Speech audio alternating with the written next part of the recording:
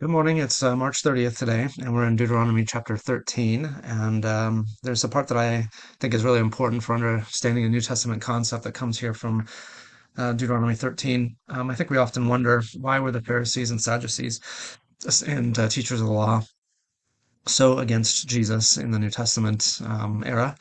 And I think it's hard for us to really get our minds around that. He's obviously teaching, doing good, doing miracles.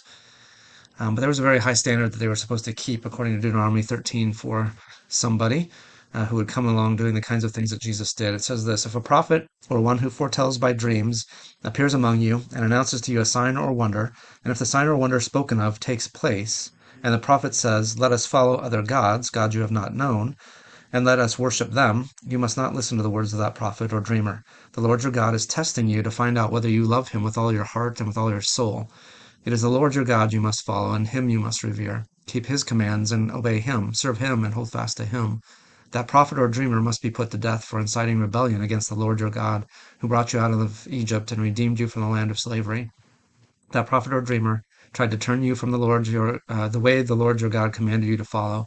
You must purge the evil from among you. It goes through this a couple of different times, but this one I think is maybe the most straightforward for Jesus' situation.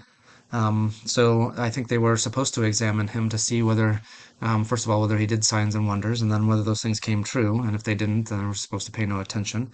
But even if they did come true, even if they were real miracles, and the person doing those miracles was to say something like, let us follow other gods, gods whom you have not known, then they were supposed to get rid of him, stone him, kill him. And so I think this is what the Pharisees and Sadducees and people like Saul, who would become Paul, what they thought they were doing for God when they were persecuting Jesus in the church, is they were testing to see whether this was true. And I think it's also why our New Testament goes to such great lengths. I think about Matthew in the beginning, telling us about Jesus' genealogy, saying that he's a son of Abraham, a son of David, that he does miracles, that he is aligned with Israel, that there is nothing that he's new calling the people to.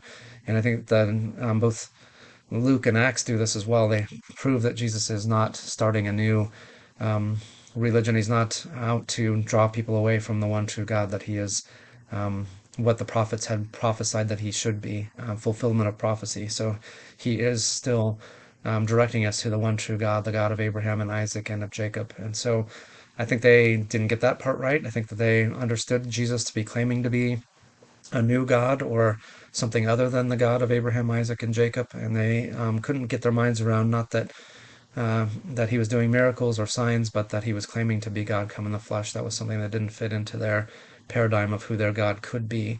And so they saw him as claiming to be a different God, or enticing people to follow a different God than had been revealed in the Old Testament. So important for our New Testament writers, especially our gospel writers, to emphasize that Jesus is, in fact, the God of Abraham, Isaac, and Jacob.